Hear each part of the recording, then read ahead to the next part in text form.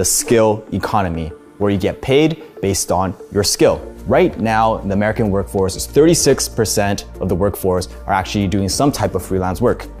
And by 2027, it's estimated that 50% of the American workforce are going to be doing some type of freelance work. That basically means they're been doing some work, they're getting paid for on contract, they're freelancers. But here's what people actually don't tell you. Most of the freelance work, more than 90% are actually low income, which means they're paid almost less than minimum wage. The reason for that is because most of it is what we call low income skills. There are skills that don't require a lot of training, don't require a lot of refinement. These are tasks like transcription, transcribing a video to words, admin tasks, virtual assistants, PAs. All these tasks are being paid less than minimum wage. But if you want to become a freelancer, if you want to become highly paid, you gotta focus on what we call high income skills. A Philippine podcast show dedicated to help you thrive for greatness.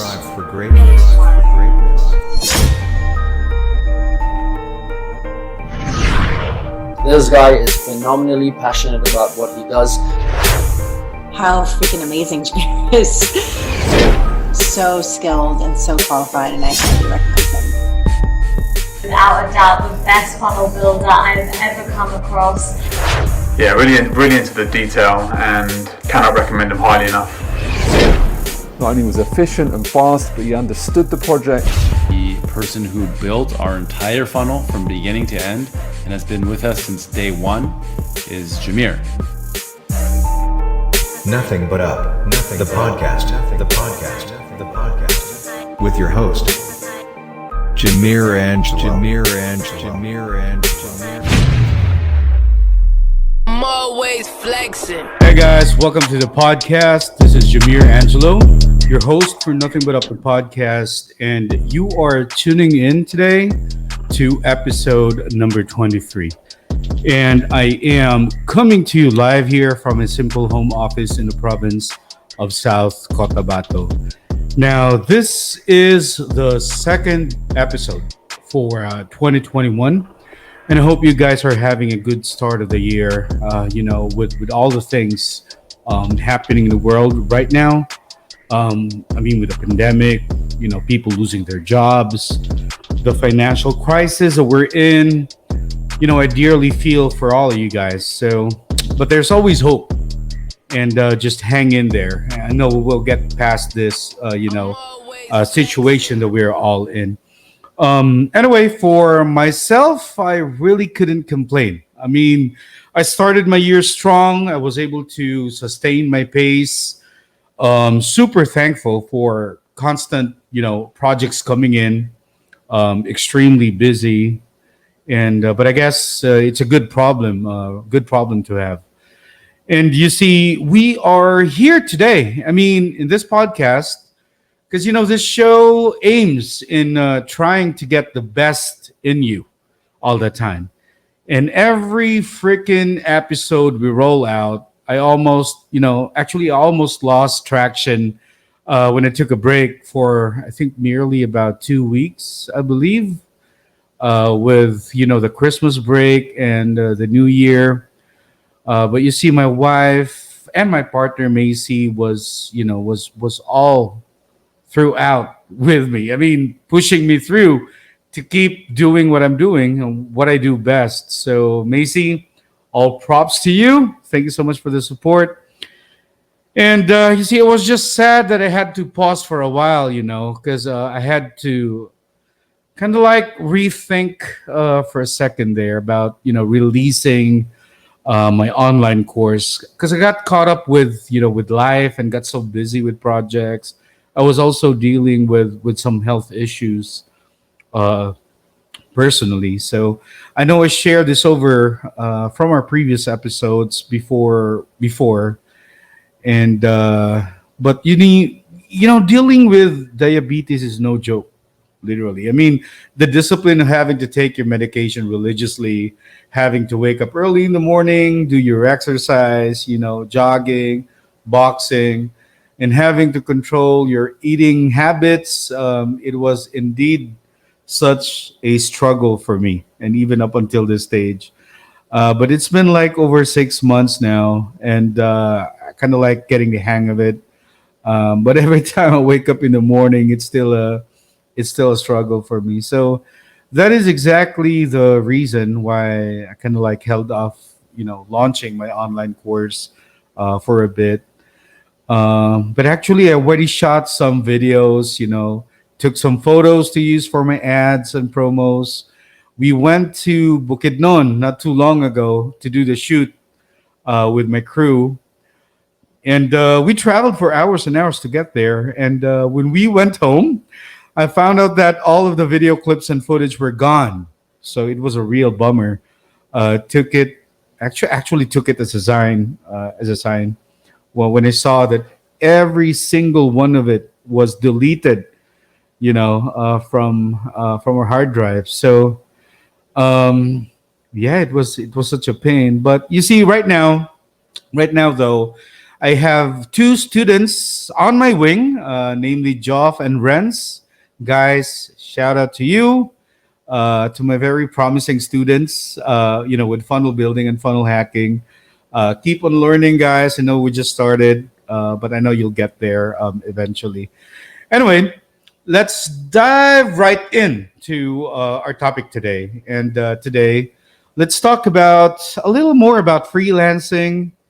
Perhaps let's also talk about the perks of having to work from home. You see, it's really dynamic and unique for each and one of us, working from home, freelancing. And for some, one of the major perks I feel is not having to deal with the crazy traffic in the metro, especially guys from Manila or Cebu, as an example. And, speaking of the metro, we have Em Villanueva, the co-founder and co-host of the podcast show Stories After Swipe Right. She's from the metro, and she has been freelancing since 2016. Her niche is within learning and development, specifically learning design and e-learning. It is also a very lucrative industry, especially when the pandemic hit. Everyone shifted to online learning, so it has been, or it was a great year for the industry last 2020 last year. And we'll get her on our show later today, and let's learn more about that industry. And I'm also kind of like intrigued by her podcast show as well. So super, super interested in finding out more about it. But first, as I've mentioned, let's talk more about the perks of freelancing. So why are people going crazy over having to transition online? And I mean, not just for job seekers in general, but also for business owners as well. You see, when the pandemic hit, the realization kicked in to all of us, and yes, including myself. It hit me so hard. Actually, I felt like I needed to speak out and become a voice somehow.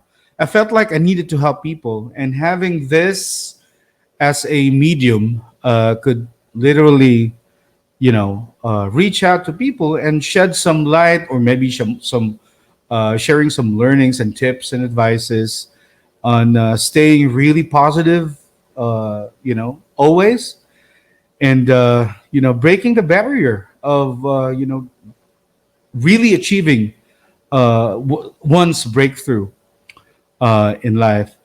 And although I've been, freelancing for almost a decade now, I still am continuously learning.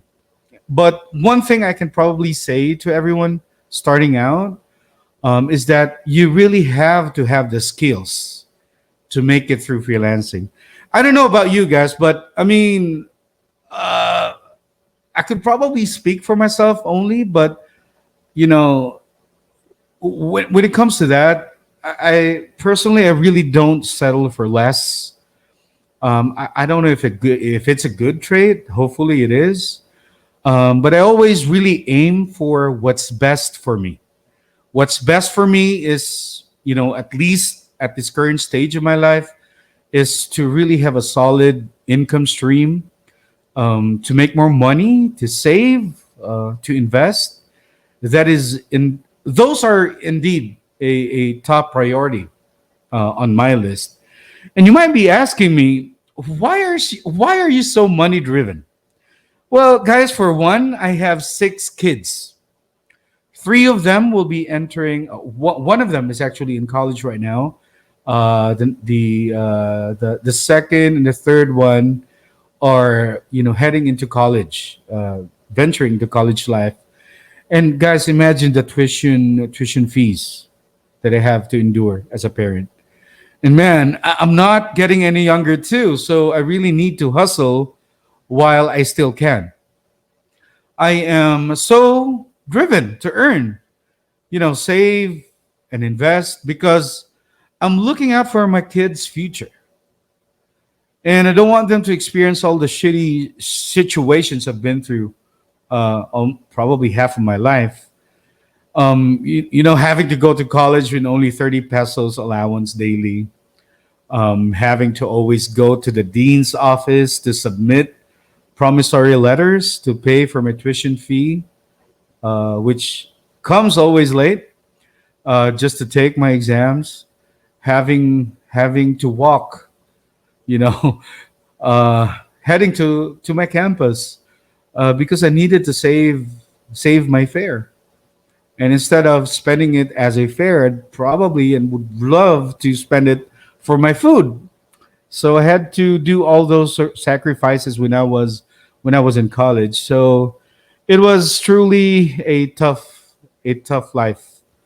Remembering those days. And now, since I have the avenue and the money making machine in front of me, I'm making the most out of this. And for everybody that is just starting out, I think there's only one main tip I can offer you.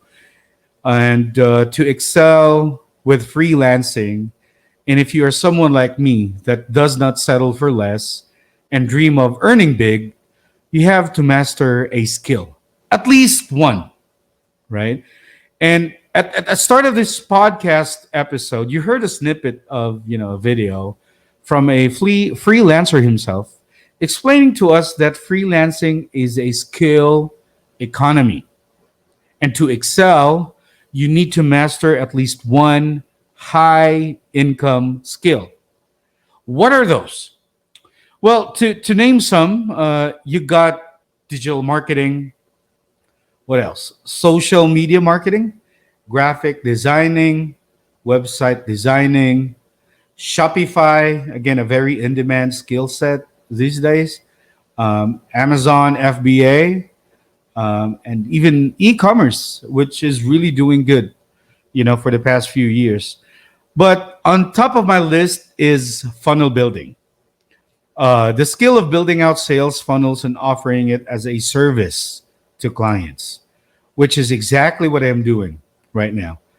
And to give you a little backstory, and I know most of you know about this, I started out like most of you, right?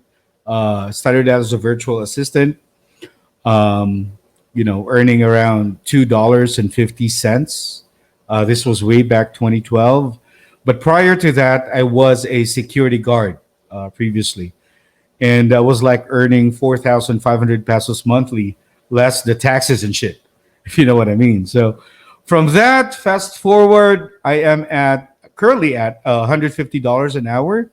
And I close multiple projects, fixed projects, minimum of about $5,000 per project. And I also do consultation, a 30-minute consultation call with me. I do charge $500 for that. And you see, guys, we all started somewhere. I started from the bottom. But there's no other way but up. Hence the name of this podcast show, Nothing But Up. So guys, enough about me. let's try and get a brilliant mind on board with us today. I am so excited to have her on our show. Shout out to our podcast PH community. I met her there actually. I was looking for someone who has been freelancing for a while too. And I immediately reached out to her in the hopes of having her on her show. And gladly, she said yes to us. So for now, let's try and grab or get a quick break. And let's try hear a word from our sponsor. As they say, food takes people to places.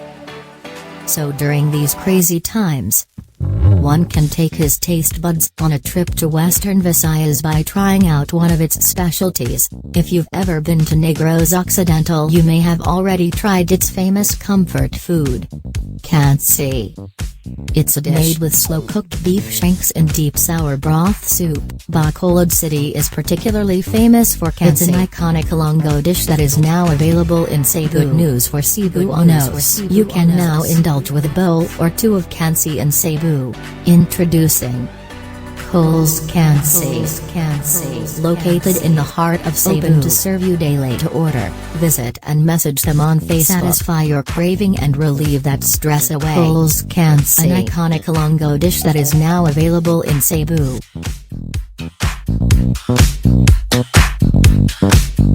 I'm always flexing. All right, welcome back to the show. This is Nothing But Up, the podcast. You're tuned in to episode number 23. And guys, let's not hold this off any longer, I guess.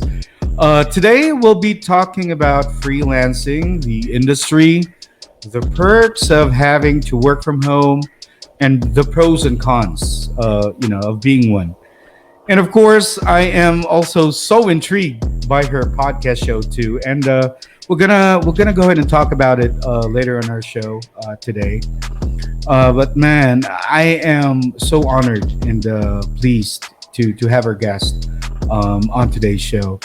She has been a freelancer since 2016 within the learning and development industry. She graduated BA Linguistics from UP Diliman in Quezon City. She's been doing international learning and development projects for US-based companies like Trainee City, HR.com, and Pound. She's also a learning designer for Canva and the co-host of the podcast Stories After Swipe Right. The stunning Miss Em Villanueva. Welcome to the show, Em. I appreciate you for being here. That's too much flattery from your introduction. I feel like the credentials are true, but the stunning part very relative. But my partner says yes, so okay, I'll take that. But thank you so much. I'm so excited to be here. Thank you, Jameer, for having me. Awesome. I'm really, really happy to have you. And I know it's been really short notice, but again, you really made time for us and for my audience, listening to the episode today. So anyway, before we kick things off tonight, anyone you wanna greet today? Oh, well, your listeners. I mean, hi everybody. It's so great to be here. It feels nice to be on this show. I really love your podcast. I feel like talking about freelancing is so powerful because, it's a very liberating way to earn money. And I am so happy to be here. So to all of your listeners, hello. And just want to do a quick shout out to my fiance, the other half of Stories After Swipe Right. He's just sitting in front of me. Yay! Yeah. Awesome, Em. Thanks for that. And again, it's a really great compliment. You liking my podcast. Absolutely wonderful niche for a podcast, and I feel like you are really the person to talk about it. When I listen to your podcast, it's really just you have a lot of insights, and I feel like it's very helpful to a lot of freelancers out there. Yeah, for real. And coming from you, who's been on for quite a while too. That's another great. We're kind of like shooting compliments tonight. So I don't know if that's the trend for everybody, but heartfelt. heartfelt. Coming from here, But anyway, again, great to have you. So thank you. Let's try to kick things off now, formally.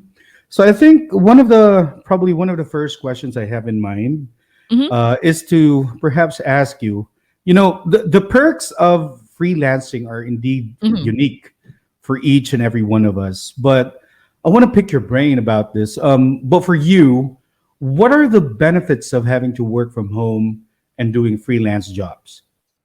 Oh, so many benefits, actually. That's why I've been, doing it for quite some time. The first for me is to really just stay at home. I live in Manila, and as we all know, the traffic is just hellish, right? It so sucks there. imagine like commuting 2 hours just to go to work for like 8 hours, and then have to go home for another 2 hours. So that's just your entire day.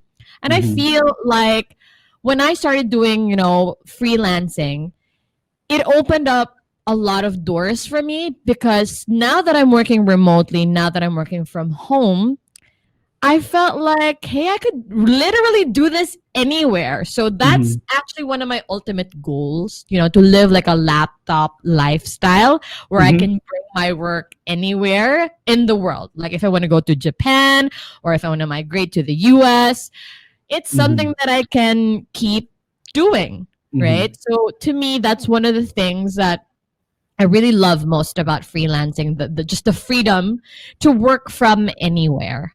Plus, and again, there are many kinds of freelancing opportunities, but as for me, because I work with, US-based clients, international clients, the money is really good, to be honest. Yeah. The money is really good because, usually we're paid in dollars. And I guess the other non-monetary benefit for me is the learning. Like I really enjoy working with, these clients that I meet, these amazing, very talented people that I meet. And I feel like I've been very blessed with the clients that I've had the privilege of working with so far, because they're all very nice and they, it's just, I feel like I sharpen my tools every time I get to work with them, because I learn new things.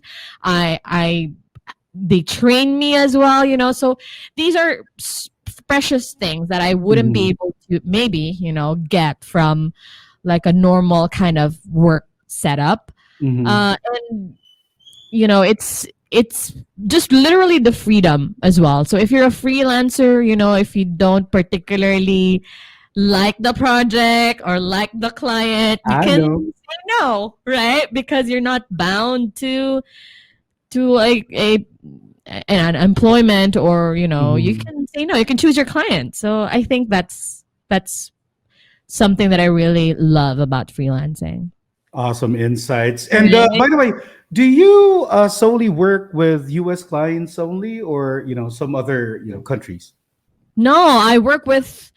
Well, at the moment, let me look back. At the moment, U.S. clients. I have a partner. I'm a freelancer for like a BPO company, a local BPO company. I do stints for them from time to time, like projects.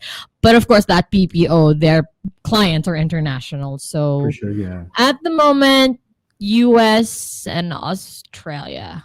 Yeah. Nice. Nice.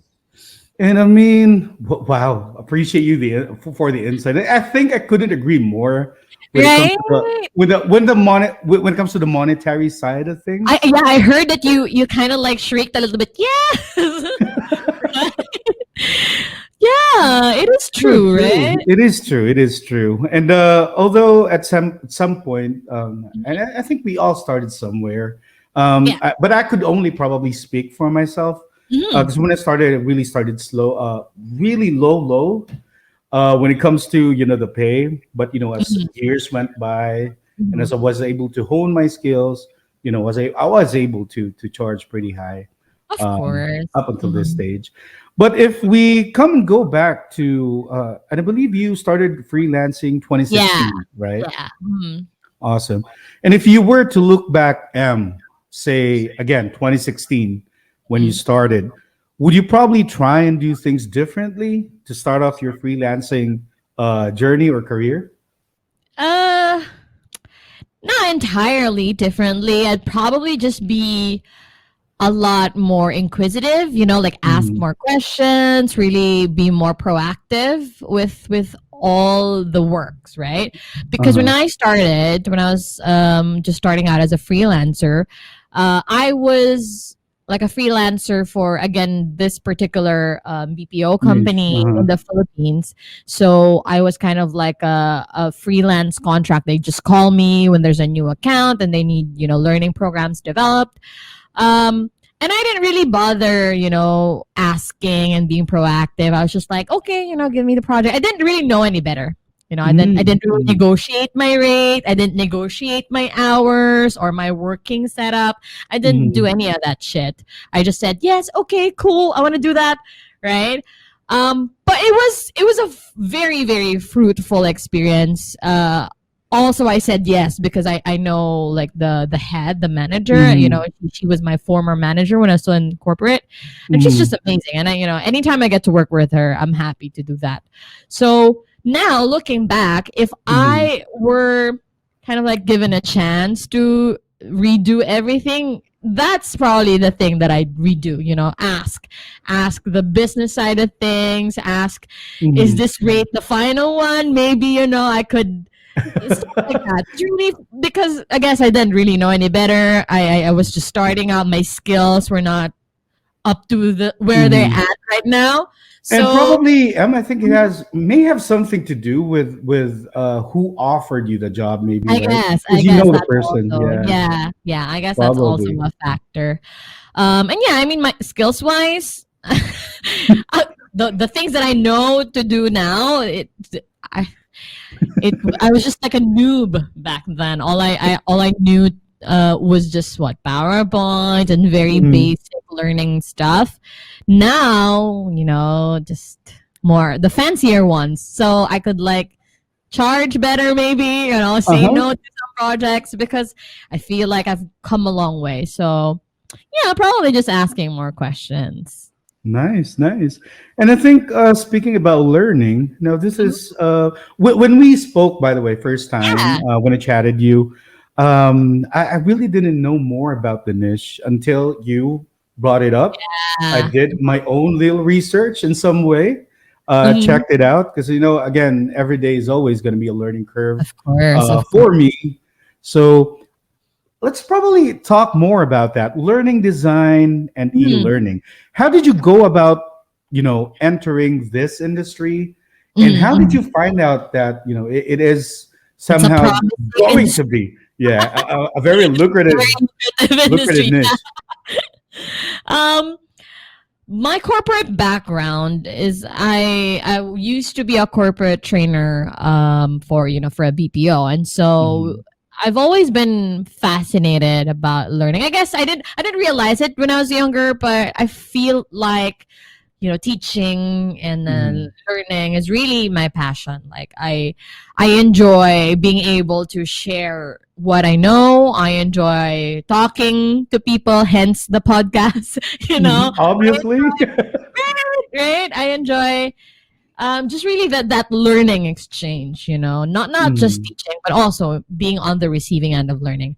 And so when I was a trainer, there was a right before I resigned, there was like a brief period where I was already asked to kind of like develop, curriculum, develop materials for the learning or the training programs. And again, I didn't know any better. I was just, okay, sure. And then after I resigned, I went back to my province, which is in Mindoro, and I kind of like had my own startup a little bit, but again, it's in the province, so it's not as high paying, and it's not as, it's a startup, what how startups are. I opened my doors to freelancing, and again, the first person that reached out to me was my former manager, and she was like, "Hey, do you want to do a freelance project for us? We're looking for more learning designers." And I kind of like just pretended that I know what she's talking about. I was like, "Sure, I can do that." I'm like, "Just teach me. I can do that." I was just saying yes to any opportunity that came my way, and so I was with them with that project for like a good 2 years, I think. Yeah, a good 2 years. Yeah, so I learned everything. Kind of like they were also, teaching us the tips and tricks of the industry. Yeah. And so I love learning. So I really kind of like did my own research, tutorials. I'm very self-taught. And so now I realized that, oh my gosh, this is the future of learning, right? So especially when the pandemic hit. Yes, couldn't agree more. Yeah, right. So because, for example, for schools, right, they had to shift to online learning, to e-learning, and then corporate trainings as well. Corporate trainings had to shift to virtual instructor-led or a self-paced course, and then there's a boom of, say, Udemy, LinkedIn Learning, stuff like that. Teachable, those stuff. Exactly. And these are the things that I do. So I personally develop, learning materials to be consumed online, self-paced, sometimes a little bit of, virtual instructor-led, but generally online learning. And so I had to learn how to kind of like create these e-learning materials, like gamification, gamifying a lesson. And I found out that it's a promising industry because I actually I was offered kind of like these rates, and I was just banking on my confidence and my will to learn. I'd be just saying yes, I'll figure it out later on. Just say. And then I realized that, oh my gosh, this is very promising because a lot of people, a lot of companies are looking for someone who can help them migrate everything to online learning. And so I'm like, yeah, this could be it for me, No, you know what? I really hate to say this, but when the pandemic hit, it really, kind of like turned the tables around, especially for trying to earn something online. Yeah. And I really couldn't imagine, even my kids, my son's here, they have literally switched into e-learning now, right? with your modules and stuff like that. But when you share this over, I mean, when during our first conversation, when it, chatted you over on Messenger, I was like, wow, definitely. It is definitely a very lucrative niche right now.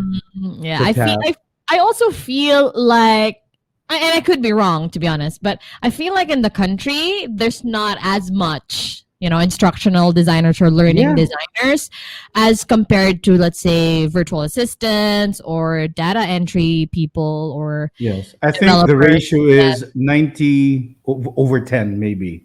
90 with virtual assistants, 10 with e-learning. Yeah, to be honest with you. probably like that. So, market is good because there's not really many of us. Competition, A good chunk of, I guess, instructional and learning designers are already, say, in corporate. So obviously they're tied to whatever their company gives them.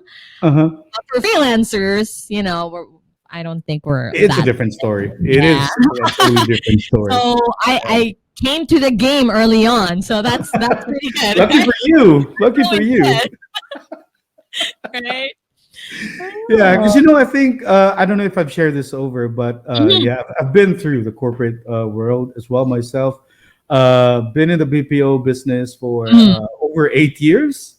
And then decided to go and run freelancing when I went over here from Cebu. Decided to move here in South Cotabato for good. Got married, had a son. Had my own family, and I couldn't, thank the man above enough I know. Because I mean, imagine if we somehow decided and stuck to the corporate industry at this. I'm not saying that some of the listeners on my show might still be connected in the BPO industry right now, but they're looking to do freelancing maybe. But I'm not telling you that those guys really made a bad decision. I mean, I'm just speaking for myself here. I think I literally made one of the best decisions ever in my life. I know. I feel you there. I feel you there. Really, like every time I look back and think that when I started doing that, I felt bigger, if you know what I mean. Like I could do more. I could be more. I could earn more. I could learn more things. I couldn't thank the universe enough for like bringing me these opportunities and really just opening up the doors to being able to do what I do now, right? Correct, exactly. I feel you, Couldn't agree more. There, Now, with all the things that you've been through, I mean, working with the corporate industry now and having to switch, running into the freelancing community and tapping into this industry, what do you probably consider as your biggest breakthrough as far as your freelancing career is concerned? Ooh, that's a really great question. What constitutes a breakthrough anyway?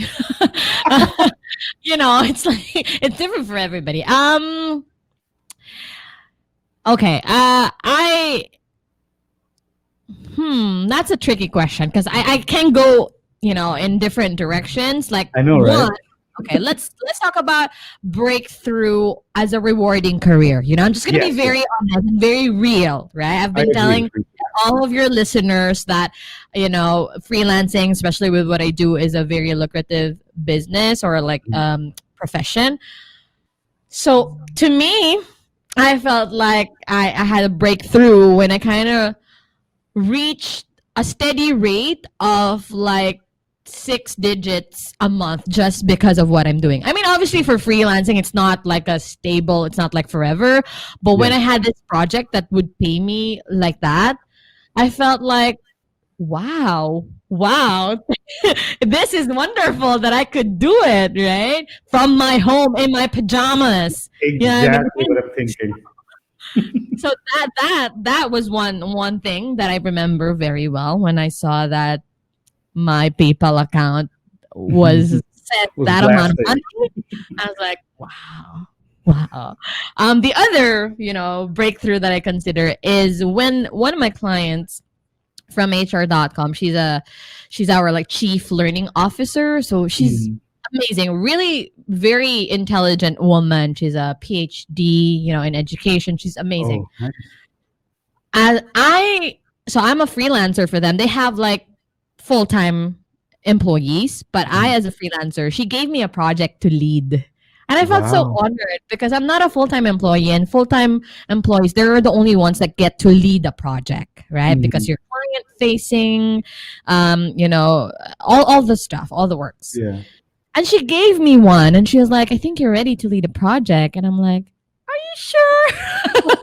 And I was so flattered because I am the only freelancer in the project lead group. So I feel very honored, and to me it was such a breakthrough because I feel like not that I'm not a freelancer anymore, but I feel like even as a freelancer I make a difference, that I'm not just an outsider for these clients, that I'm really part of their group. So I felt like I'm doing significant work and meaningful work. So oh God, that was really nice. Yeah, that's pretty nice. I mean, if you really come to think of it, right?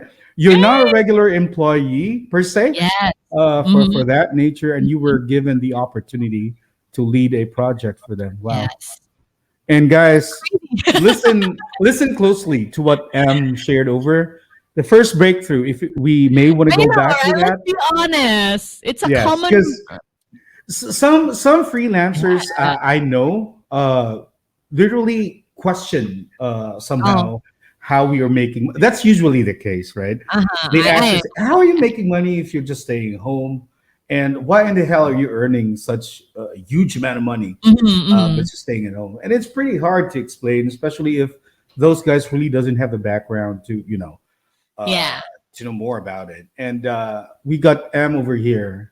Laid us everything. That, you guys, again, it's not the case for everybody, but I work my ass off, man. I really work hard. So to me, when that happened, it just really, it was a logical thing for me. It wasn't like, whoa, I got paid this much. I mean, I really work hard. I really, hone my craft, hone my skills. So it's not like out of the blue. So, it's not easy money. I wouldn't say it's easy money, but it's a very promising opportunity to earn good money. Exactly. And that's the answer, guys. That is the answer. So, if you're still having second thoughts, might as well start now, right? So, and I think there's no better way, or maybe there's no better date to start than now. Yes. Considering if you're still kind of like tied up to whatever industry you're in, and if you're really in the peak of resigning, then probably this is another medium to take a look at. Exactly. For sure. Well, thank you so much for those. Amazing insights. If they're having second thoughts, now's the time. I'm giving you the nudge. This is the message from the universe. Go for it, right? If you're still having doubts of, let's say, setting up your Upwork profile or any other freelance profiles, go and do it now. Yeah, right? Go for it, guys. Go for it. I mean, you're not going to be losing anything. As a matter of fact, you're going to be gaining not just, maybe with experience, maybe. Or, again, you're not losing anything. There's too much to gain. If it doesn't work out, then, just try again or choose another path. For sure. I mean, that's the game of life in general. Absolutely. But it's a great thing that you tap into talking about skill, because freelancing is a skill economy, and you see, to excel, you need to master at least one high income skill. So, what are the tips that you can probably share with our listeners today to help them with their hopes of, trying to establish a career in freelancing? Okay. I would have to agree that when you said that it's a skill economy, absolutely. Like, you'd have to imagine how many freelancers are out there. For example, especially if you're using, let's say, Upwork or any other freelance platforms, right? It's like Facebook. They're looking at a bajillion profiles, right? And good logic there. You make yourself stand out, right? So to me personally, it's important to find a niche that you can do for a long time, right? So for example, there was a time I wanted to do I wanted to discover SEO, marketing, etc. I wanted to try that because it's a very, again, promising, niche or industry. But I know that it's just too much for me it's a lot of work for me to get there. So I was like, maybe this isn't something that I would want right now, because at this time of my life, this is what I need, right? Like, say, I need, money. I need good income. So, just really find your thing, your niche. What do you think you're good at, or what skill do you already have that you feel like you can hone even more without really, taking a lot of your time, or really just, it's you're almost there. Like, it's, you're just right, and there's just some tiny nudge that you can do to really excel, right? So find that niche, find something that you can do well, or you want to do well, and really work hard, man. You really got to put in the effort. Again, like I said, it's pretty much like any other job. If you're not good at it, especially in freelancing, if you're not performing, they're just going to kick you out. Right? Yeah, right away. Right away, because you're a freelancer. They're not tied by any law or whatever to, kick you out. So it's important to work hard have amazing work ethics. That's very Yes. important for me. Have amazing work ethics, because no matter how skilled you are, if you don't know how to, say, number one, sell yourself to your Yeah. clients, negotiate your rate or negotiate your working conditions, you're going to have a hard time, right? True. If you also say, you don't finish your work on time, or you're not good with your client relationship, that's also not going to work out for you. So Yeah. work ethics is super duper important. Awesome. Yeah, work Awesome. hard and have great work ethics. Again, powerful insights from no other than Em here. And take it from her, guys. I mean, since 2016, she's been freelancing, and, she's just been into the pedestal she's in now. It's all because of those, valuable tips. And that's not to say that I stumble along the way, I also still get challenging clients, or I also get flagged for things that I couldn't say, couldn't do in terms of like standards of clients. I still stumble along the way. But the important thing is that when these things come to light, say when I feel like, okay, this is what I wasn't able to do, or I still couldn't do this, how can I work around that? Or what can I do at this moment to kind of like break that obstacle, right? So it's really about working hard and loving what you do. Very important, loving what you do. I think that's one of it too. You gotta love what you do. Otherwise, you're gonna be ending it up pretty soon. Exactly. It's easy to quit. It's easy to throw in the towel when you're freelancing, right? So True. Yeah. I love what you do. Wow, guys, tons of bombs being thrown your way tonight. And again, I think I really made the best decision ever to have Em in her show today. 'Cause Oh, again, thank you. I mean, just imagine, the things that was being shared over to you today. If you're listening and tuned into her show today, I mean, we should those have told them to kind of like get a pen and paper, right? So restart this episode. Get a pen and paper. Awesome stuff. Again, very valuable tips that everybody could always digest on this podcast episode today. But look, apart from the freelancing topic that I did promise everybody over here, I really couldn't help but tap to this other topic that I really wanted to know more about. Let's probably talk about your podcast show. Oh, Stories After Swipe Right. Yeah. What is the story behind? Absolutely. I'd love to talk about my podcast. So my podcast is called Stories After Swipe Right. I am the co-host of that podcast. The other host of that podcast is my fiance, Alex Pedron. He and I met on an online dating app, right? That's why it's called Stories After Swipe Right. And Alex and I, even before we got together, we're really online daters. We are very active on online dating apps, and we felt like we wanted to talk about it. We wanted to the goal or the vision of our podcast is to break that stigma around online dating, right? Especially in the country. I agree. Yeah, because I don't know. I feel like Filipinos would still have that notion that if you met online, it's not as real. It's not as authentic as, when you met. There are some notions to that. Yeah. So that's what we're trying to do. We wanted to normalize online dating. And Alex and I, actually, we are a pandemic couple. We got together, I think, first week of the pandemic. And look at us now, just like 10 months in, we got engaged. Got engaged. This guy, I really just wanted to put a ring on it. And no, but it happened the best way that it could. So, yeah. Awesome stuff. And again, I think this is, if I'm not mistaken, because I haven't done my research, but so far, this is the only podcast show I have ever came across with that really talks about the dating, the dating game in the country. Yeah, I think so. At least focused on online dating. I mean, there are other dating and relationship podcasts.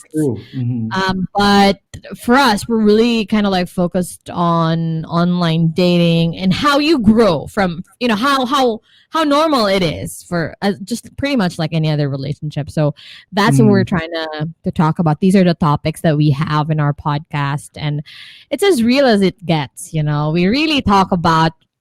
We really have authentic conversations in our podcast. We talk about problems that you face with your significant other, and also like how you set up your dating profile. What should you look for? Should you have sex on the first date if you met on a dating app? Stuff like that. So nice. Interesting. Interesting enough. I mean, it may come so liberated for some, but I mean, guys, that is just the reality of the situation right now. I mean, that's what we're trying to. I mean, the pandemic, dealing with boredom, maybe. Absolutely. Yeah, we also talked about that. Like dating and the new normal. Yeah. Right. So. I hate to ask you this, but do you was it really tough at first? I mean, trying to hook up online and during the pandemic, especially. So we were on an online dating app called OkCupid, and I think it was just probably.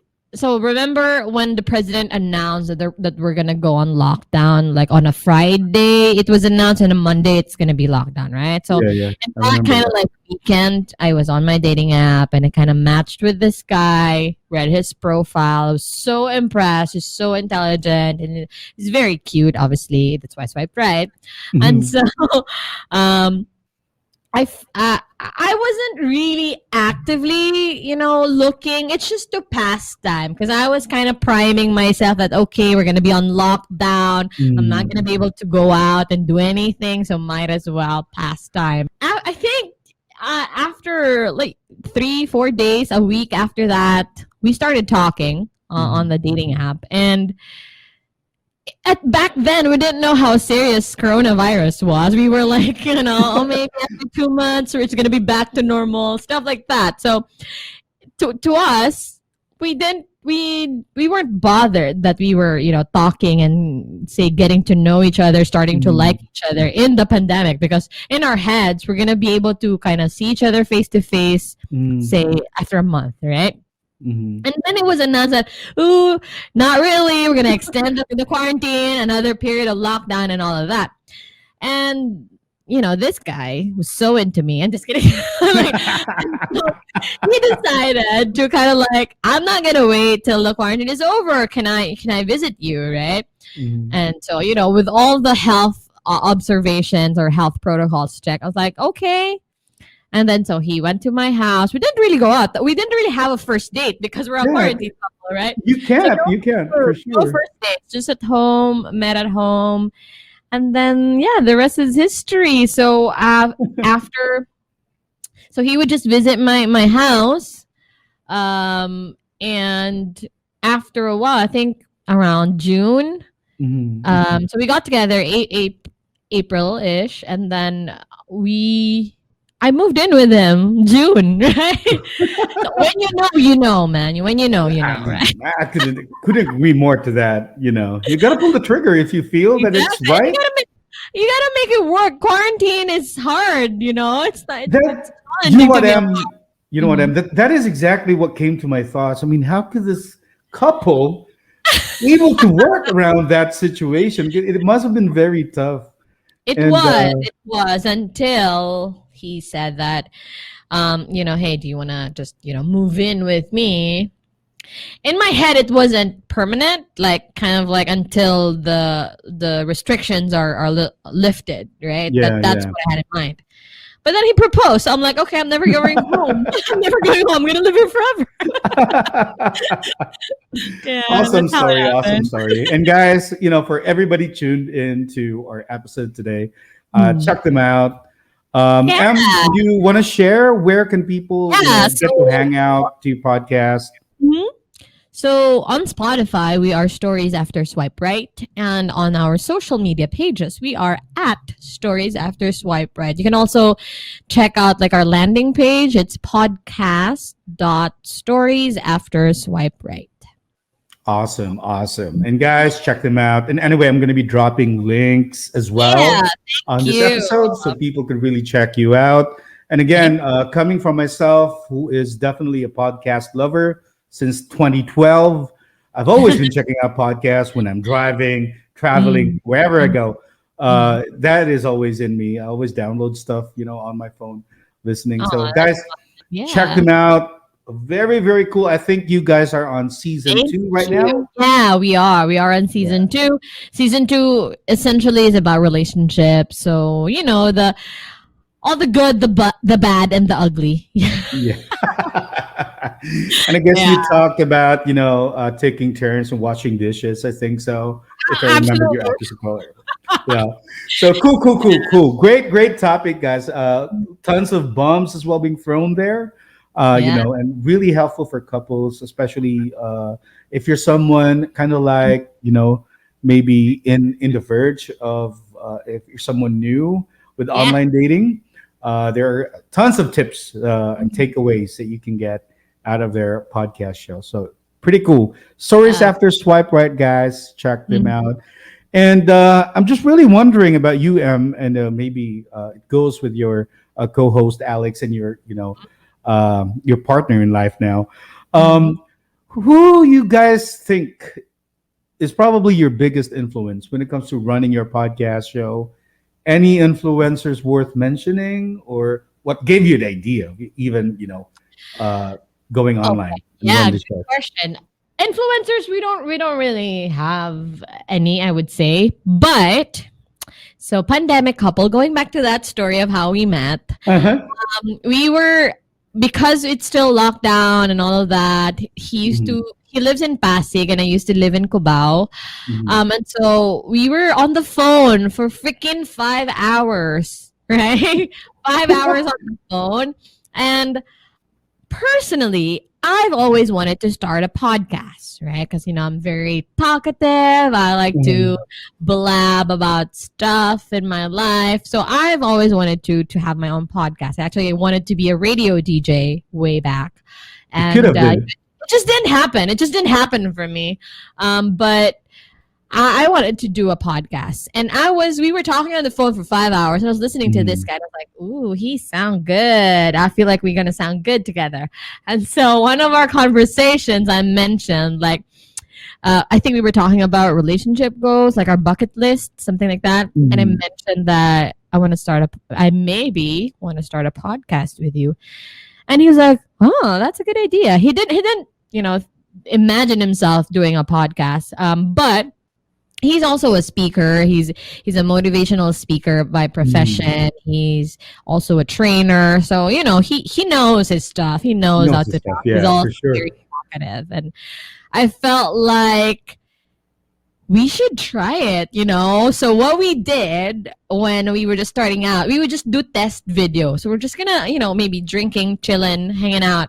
We're just going to put our phone on video and just talk about random stuff about relationships. Like, for example, do you believe in the saying, if you can't love me at my worst, you don't deserve me at my best? Something like that. And we're just going to talk about it on camera and try to test chemistry and banter and all that. And I was like, oh, this is promising.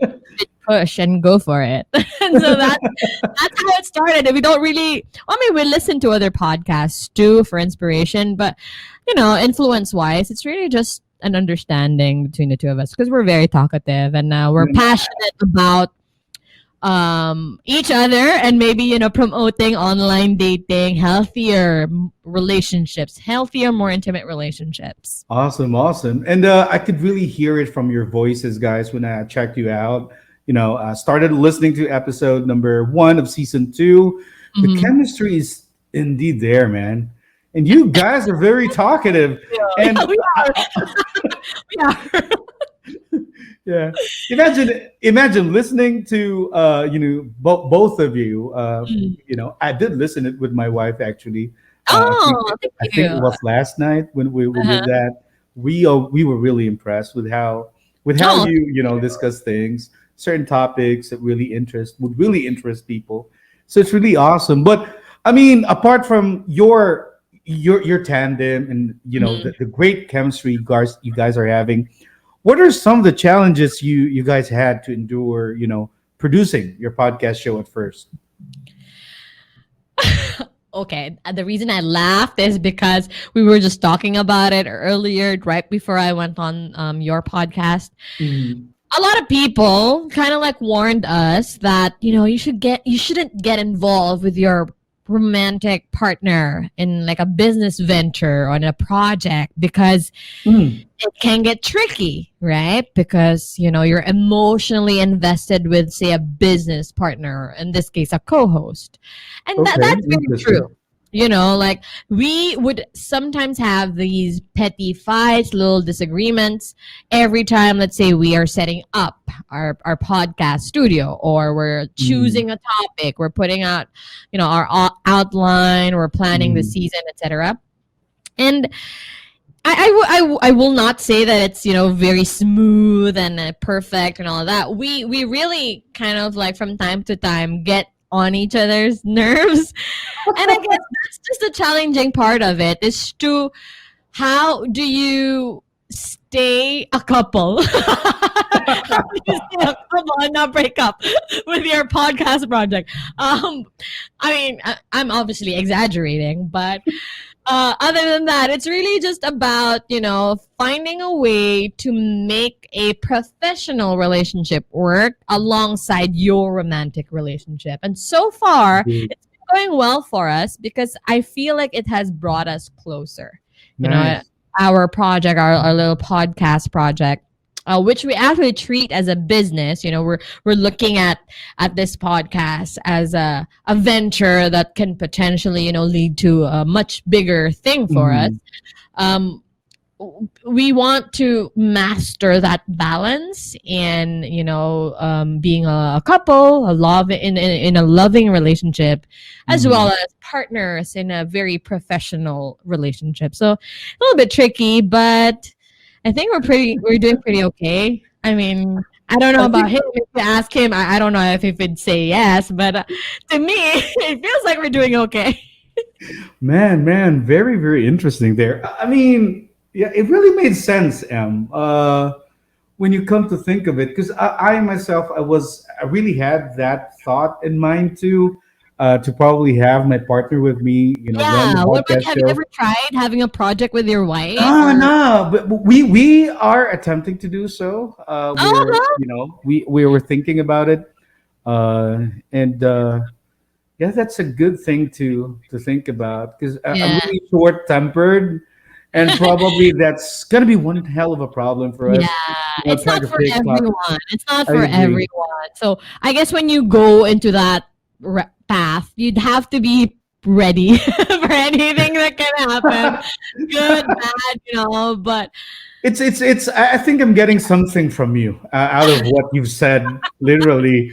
I kind of I never thought about it, but when you said that, it was a bit of a challenge, trying to pick a topic, whatever, getting into the nerves of one another, probably that would happen to me somehow. So I don't know. But I think you wouldn't go and do something like a business project with your wife. I would actually. I'm the only one who has been pushing that. So far. But I'm now thinking twice, actually. No kidding. Yeah. I think that's one of the things that every partnership should probably consider, because it's a tough job. I mean, it is trying to disconnect someone's personal relationship over a business venture. That's going to be one hell of a challenge. And again, I appreciate you for sharing that. Something to think about. Something to consider. So again, for your listeners, if you're in a relationship or if you're married and you're thinking about starting a business with your partner, from my experience, I would say go for it, but also try to kind of answer that question for yourself. Are you going to be able to, work in a professional manner with your partner? Exactly. The balance has to be there. And most importantly, not break up because of it. Yeah. Awesome stuff. I mean, we got a good run. We are right at what? Over 50 minutes. Right at 50 minutes right now. So maybe let's try and promote your stuff. What are you guys cooking? Any stuff that you want to promote, feel free to go ahead and do so. Thank you. So first of all, I'd like to thank you for having me. It was a super fun episode. Thank you for giving me the opportunity to share my thoughts about freelancing. Again, I'm super passionate about it. If it's something that you guys are considering, for your listeners, I would really say go for it. Now is the perfect time to start exploring that industry or that profession as a freelancer. Thank you, for again allowing me also to talk about my podcast. So our podcast is Stories After Swipe Right, and again, our social media handles are at Stories After Swipe Right. So. Yeah, thank you so much, thank you. And it's been super fun. I think that you're doing an amazing job, talking about freelancing and really helping out a lot of our freelancer friends. Just really be inspired and be motivated to just go for it and make it big. Exactly. Nothing but up, guys. Nothing but up. Nothing but up. That's the Absolutely. name. That's the name of this podcast show. And again, guys, check out Em and Alex on Stories After Swipe Right. And anyway, I'm going to be, again, dropping links on this podcast episode for us so that you can, seamlessly access their show. And again, very, very interesting stuff. You're amazing. Thank you for having me. Yeah, no, thank you. Thank you for agreeing to come here tonight. Appreciate you for that. And just send my regards to Alex, by the way. Oh, he's here. Awesome. He said. rock on, guys. Anyway, any final words for all of our aspiring freelancers out there that you can share? I would say just maybe two things. Number one, really work hard, do your best, work hard, hone your craft, love what you do. And last one is just be brave, be courageous to go for it.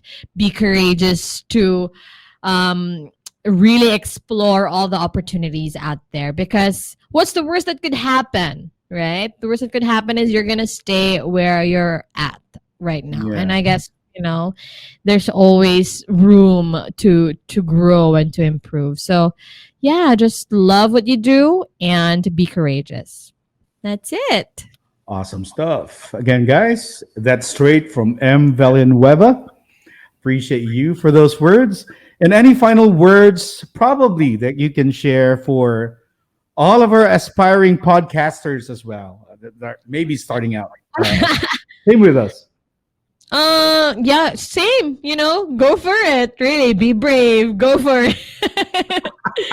Yeah, go for it. And again, ask questions. It's always helpful to ask questions. So, go to groups that can help you, like Podcast Page where you and I met, right? So ask questions and just go for it. Yeah, shout out to Podcast PH again. Great community. Tons of people that could also help you. And again, I couldn't agree more. If you're looking to starting out, running your own podcast show, just join the community. Be with the amazing group of people inside. Tons of value that you can get there. And again, Em, once again, it's been a good run we had on our show today. It's one of the most epic episodes I have. No kidding. No kidding. Thank you so much.